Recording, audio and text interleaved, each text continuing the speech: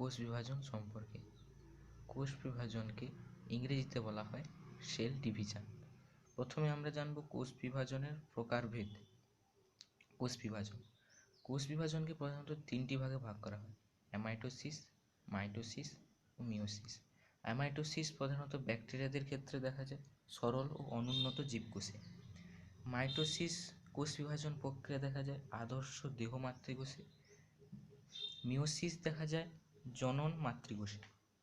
অ্যামাইটোসিসের ক্ষেত্রে কি হয় না, একটা কোষের মাঝখান বরাবর ভাঁজ হয়ে দুটি অপত্য কোষের সৃষ্টি হয়। মাইটোসিস প্রক্রিয়ায় কি হয়? মাইটোসিস প্রক্রিয়ায় একটি ডিপ্লয়েড জনিত্রী দেহ মাতৃকোষ সমবিভাজন পদ্ধতিতে বিভাজিত হয়ে জনিত্রী কোষের সমগুণ সম আকৃতি সম্পন্ন দুটি অপত্য কোষের সৃষ্টি করে। এতে ক্রোমোজোম সংখ্যা হয় 23 জোড়া। মিওসিসের ক্ষেত্রে কি হয়? মিওসিস দেখা যায় জনিত্রী কোষে প্রথমে জনিত্রী কোষটি প্রথমে বিভাজিত হয়ে মিওসিস 1 প্রক্রিয়ায় হ্যাপ্লয়েড দুটি কোষের সৃষ্টি করে। পরে মিওসিস 2 প্রক্রিয়ায় ওই দুটি কোষ থেকে আবার 4টি নতুন অপত্য কোষের সৃষ্টি হয়, সেগুলো হ্যাপ্লয়েড প্রকৃতির হয়ে থাকে। কোষ বিভাজনের গুরুত্ব সম্পর্কে। Important of cell division.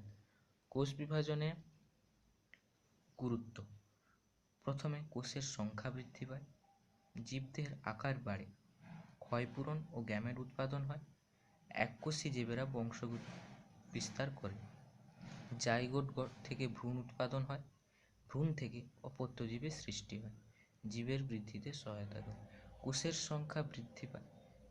আমরা জানি একটি কোষ বিভাজিত হয়ে 2টি বা 4টি কোষের সৃষ্টি করে, এর থেকে অসংখ্য কোষের সৃষ্টি হয়, এর থেকে কোষের সংখ্যা বৃদ্ধি পায়। জীবদের আকার বাড়ে, কোষের সংখ্যা বৃদ্ধি পাওয়ার সাথে সাথে জীবদের আকারও বৃদ্ধি পেতে থাকে। ক্ষয়পূরণ ও গ্যামেট উৎপাদন। ক্ষয়পূরণ বলতে ধর কোথাও কেটে গেছে, সেই জায়গাটা আবার ঠিকঠাক হওয়ার জন্য কোষ বিভাজন হয়, কাটা অংশটা পূরণ হয়ে আবার নতুন চামড়া গজিয়ে সম্পূর্ণ নতুন অবস্থায় চলে আসে। এককোষী জীবেরা বংশ বিস্তার করে, যেমন অ্যামিবা এককোষী প্রাণী, সে কোষ বিভাজনের মাধ্যমে বংশ বিস্তার করে। জাইগোট থেকে ভ্রূণ উৎপাদিত হয়, ভ্রূণ থেকে অপত্য জীবের সৃষ্টি হয়, যা জীবের বৃদ্ধিতে সাহায্য করে। ক্লিয়ার? বিভাজনে কোষীয় অঙ্গাণুগুলির ভূমিকা। প্রথমে হচ্ছে সেন্ট্রোজোম। প্রাণী কোষে ব্রেমতন্তু গঠনে সাহায্য করে, কিন্তু উদ্ভিদের ক্ষেত্রে সেন্ট্রোজোম থাকে না। তো উদ্ভিদের দেহে ব্রেমতন্তু গঠনকারী অঙ্গাণু হলো মাইক্রোটিউবিউল। রাইবোজোম কোষ বিভাজনে প্রোটিন সংশ্লেষে সাহায্য করে। আমরা জানি রাইবোজোম প্রোটিন উৎপাদ সংশ্লেষে সাহায্য করে, কোষ বিভাজনের সময়ও প্রোটিন সংশ্লেষে সাহায্য করে। মাইটোকন্ড্রিয়া এটিপি উৎপাদনের মাধ্যমে কোষ বিভাজনের জন্য শক্তি সরবরাহ করে। এরপরে আমরা পড়ব অ্যামাইটোসিস, মাইটোসিস ও মিওসিস কাকে বলে, এগুলি কোথায় ঘটে। প্রথমে অ্যামাইটোসিস। প্রোক্যারিওটিক কোষে যে সরল কোষ বিভাজন প্রক্রিয়ায় কোষ পর্দায় খাঁজ সৃষ্টির মাধ্যমে কোষের সাইটোপ্লাজম ও নিউক্লিয়াস বিভাজিত হয়ে দুটি অপত্য কোষের সৃষ্টি করে, তাকে অ্যামাইটোসিস কোষ বিভাজন বা প্রত্যক্ষ কোষ বিভাজন বলা হয়। এটি ঘটে প্রোক্যারিওটিক কোষে। ক্লিয়ার? আমরা আগেই ছবিটা দেখেছি, কোষ বিভাজনের যখন ভাগ করেছিলাম তখন ছবিটা আঁকা ছিল। আরেকবার বলছি, অ্যামাইটোসিস কোষ বিভাজন কাকে বলে? প্রোক্যারিওটিক কোষে যে সরল কোষ বিভাজন প্রক্রিয়ায় কোষ পর্দায় খাঁজ সৃষ্টির মাধ্যমে কোষের সাইটোপ্লাজম ও নিউক্লিয়াস বিভাজিত হয়ে দুটি অপত্য কোষের সৃষ্টি করে, তাকে অ্যামাইটোসিস কোষ বিভাজন বা প্রত্যক্ষ কোষ বিভাজন বলা হয়। এবার পরে আমরা জানব প্রত্যক্ষ কোষ বিভাজন কেন বলা হয়, পরে আসছি। এটি ঘটে প্রোক্যারিওটিক কোষে। এরপরে মাইটোসিস কোষ বিভাজন। ইউক্যারিওটিক কোষে যে জটিল ও ধারাবাহিক প্রক্রিয়ায় একটি জনিত্রী দেহ মাতৃকোষ থেকে নিউক্লিয়াস ও সাইটোপ্লাজম একবার মাত্র বিভাজিত হয়ে একাধিক অপত্য কোষের সৃষ্টি করে এবং অপত্য কোষগুলি জনিত্রী কোষের সম আকৃতি, সমগুণ ও সমসংখ্যক ক্রোমোজোম বিশিষ্ট হয়, তাকে মাইটোসিস বা পরোক্ষ বা সমবিভাজন বলা হয়। আরেকবার বলছি, ইউক্যারিওটিক কোষে যে জটিল ও ধারাবাহিক প্রক্রিয়ায় একটি জনিত্রী দেহ মাতৃকোষ থেকে নিউক্লিয়াস ও সাইটোপ্লাজম একবার মাত্র বিভাজিত হয়ে একাধিক অপত্য কোষের সৃষ্টি করে এবং অপত্য কোষগুলি জনিত্রী কোষের সম আকৃতি, সমগুণ, সমসংখ্যক ক্রোমোজোম বিশিষ্ট হয়, তাকে মাইটোসিস বা পরোক্ষ বা সমবিভাজন বলা হয়। এখানে অপত্য কোষটি যে সৃষ্টি হয়, অপত্য কোষগুলি জনিত্রী কোষের সম আকৃতির বিশিষ্ট হয়, সমগুণ সম্পন্ন হয় ও সমসংখ্যক ক্রোমোজোম বিশিষ্ট, অর্থাৎ 23 জোড়া। ক্লিয়ার? এরপরে মিওসিস।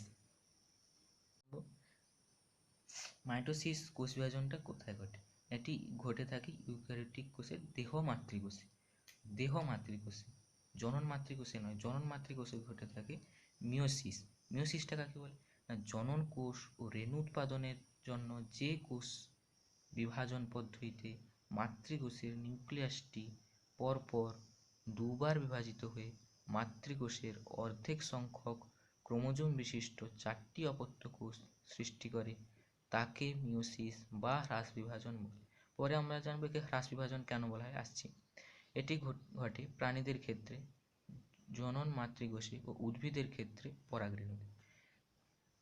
ক্লিয়ার?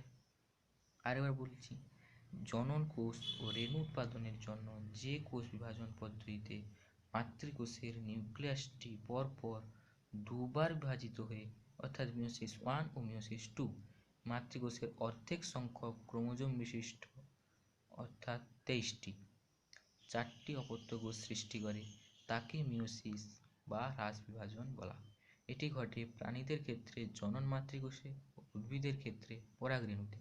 এরপরে আমরা পড়ছি অ্যামাইটোসিসকে প্রত্যক্ষ কোষ বিভাজন বলা হয় কেন, মাইটোসিসকে সমবিভাজন বলা হয় কেন, মিওসিসকে হ্রাস বিভাজন বলা হয় কেন। প্রথম কোশ্চেন, অ্যামাইটোসিসকে প্রত্যক্ষ কোষ বিভাজন বলা হয় কেন? প্রথমে, অ্যামাইটোসিস প্রক্রিয়ায় অনুন্নত এককোষী জীব সাইটোপ্লাজমে খাঁজ সৃষ্টি করে, সরাসরি দুটি অপত্য কোষের সৃষ্টি করে, তাই এই পদ্ধতিকে প্রত্যক্ষ কোষ বিভাজন বলা হয়। অনুন্নত জীব বলতে আমরা অবশ্যই জানি যাদের নিউক্লিয়াস সুগঠিত নয়, তারাই হচ্ছে একমাত্র অনুন্নত জীব, প্রোক্যারিওটিক কোষ যেগুলো। আর প্রত্যক্ষ কোষ বিভাজন কেন বলা হয় অ্যামাইটোসিসকে?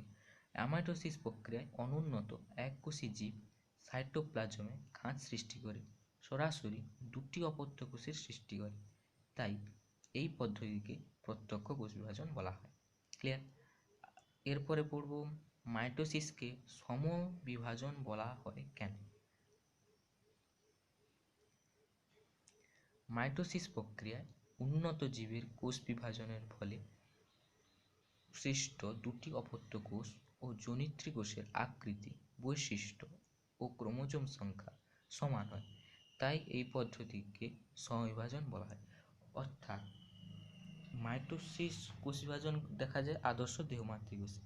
যে আদর্শ দেহ মাতৃকোষে যে কোষটি বিভাজিত হয়, সেই কোষটার আকৃতি, বৈশিষ্ট্য ও ক্রোমোজোম সংখ্যা যা, ওই কোষ থেকে সৃষ্ট যে দুটি নতুন কোষ, তাদের আকৃতি, বৈশিষ্ট্য ও ক্রোমোজোম সংখ্যা একই, অর্থাৎ 23 জোড়া, ডিপ্লয়েড প্রকৃতি।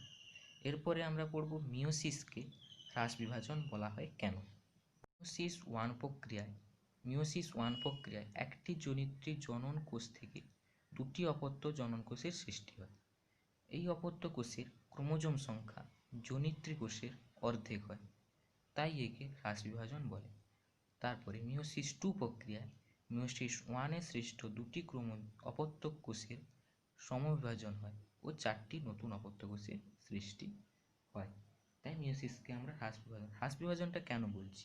প্রধানত মূল হচ্ছে ক্রোমোজোম সংখ্যা অর্ধেক হয়ে যায়, জনিত্রী জনন কোষ দুটি অপত্য জনন কোষের সৃষ্টি হয়, মানে জনিত্রী জনন কোষ থেকে দুটি অপত্য কোষের সৃষ্টি। জনিত্রী জনন কোষের ক্রোমোজোম সংখ্যা কিন্তু ডিপ্লয়েড প্রকৃতি, কিন্তু যে দুটি অপত্য জনন কোষের সৃষ্টি হয় সেগুলো হলো হ্যাপ্লয়েড প্রকৃতি, অর্থাৎ 23টি। এরপরে ওখান থেকে আবার যে 4টি অপত্য কোষের সৃষ্টি হয় সেগুলো হ্যাপ্লয়েড প্রকৃতি, তাই একে হ্রাস বিভাজন বলা হয়। অর্থাৎ ক্রোমোজোম সংখ্যা হ্রাস হওয়ার কারণে একে হ্রাস বিভাজন বলা হয়। এরপর এককোষী জীবেরা কোন পদ্ধতিতে কোষ বিভাজন করে? না, অ্যামাইটোসিস পদ্ধতিতে এককোষী জীবেরা কোষ বিভাজন করে থাকে। তারপর একটা শর্ট নোট বলছি, কোষের স্বাভাবিক মৃত্যুকে কি বলা হয়? কোষের স্বাভাবিক মৃত্যুকে বলা হয় অ্যাপোস্টেসিস। পরে আমি দেব, আগে থেকে একটু বলে রাখলাম, কোষের স্বাভাবিক মৃত্যুকে অ্যাপোস্টেসিস বলা হয়। তো আজকের ভিডিও এই পর্যন্তই। আশা করি ভিডিওটি সবার ভালো লাগবে। পরের ভিডিওতে আবার দেখা হবে। যদি তোমরা এই চ্যানেলটিতে নতুন হও তাহলে অবশ্যই চ্যানেলটিকে সাবস্ক্রাইব করবে, ভালো লাগলে লাইক ও শেয়ার অবশ্যই করবে। Thank you.